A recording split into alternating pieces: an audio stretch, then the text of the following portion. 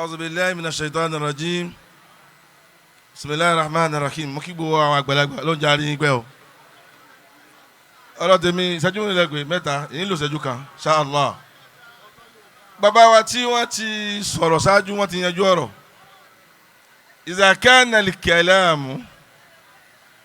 مطابقا مع نية المتكلم حرك جميع المستمعين wọ́n ti sọ̀rọ̀ wá sí wọn lẹ́mí ó kàn mọ́ sí àwọn ọmọ ọ̀sìn àtàgbàlagbà tí ń kánjú ká má kánjú mọ́ bàbá wa yìí ṣe lọ́hùn púpọ̀ wọ́n ṣe wàhálà Allah kálukú ọlọ́rẹ̀ tó dìgbà tiẹ̀ náà bẹ́ẹ̀ ò bá tó yóò já síbi tí ò tẹ́ lọ́rùn màá náà ni pé man lam yakun fi bidayatihi qa'iman lam yakun fi nihayatihi jalisa. Assalamu alaikum wa rahmatullahi wa barakatuh.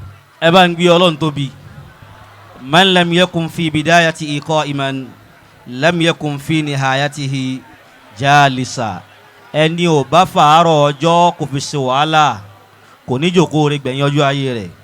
ọlọ́mọṣẹ́ ìjáde bàbá wa Oroki pẹ́. Amina. wọ́n wá ní Oroki tí mo ń sọ yẹn Oroki Òṣogbo ni àṣẹ́mi náà ní fámìlì yẹn ẹ̀yìn bá ń dán Muhammad yóò bá nàbí dáadáa. sallallahu alaihi wasallam. Ọlọ́run ṣeun àwọn agbódòfù mo fẹ́ sọ kinní kan sa ẹ̀yin gangan fúnra yín sà gbogbo tí ń fi ń jẹ́ ọmọ ẹ̀sùn wà lára yín bẹ́ẹ̀ tí ń jẹ́ lọrin ẹ̀yin náà sì ń jẹ́ ọmọ ẹ̀sùn ẹ bá yín bá nàbí Muhammad. sallallahu alaihi wasallam. gbogbo tara wa ẹ máa kó lọ lọrin ẹ ṣàánú àwa náà ẹ dákun àwa náà ti rẹ̀ yín náà padà Ọlọ́run jẹ́ àrí bàbá pẹ́ òun náà mò ń sọ Òṣogbo lèmi náà bẹ́ẹ̀ ni ní capital ní Òṣogbo Ọlọ́run jẹ́ àrí àbá sọ̀kọ́ fi pẹ́. Amina. bàbá wa Oroki tí wọ́n ṣe wá sí fún wa àti bàbá Agbódòfù I always love bàbá Agbódòfù fún gbogbo tí wọ́n máa ń ṣe tá a bá láwọn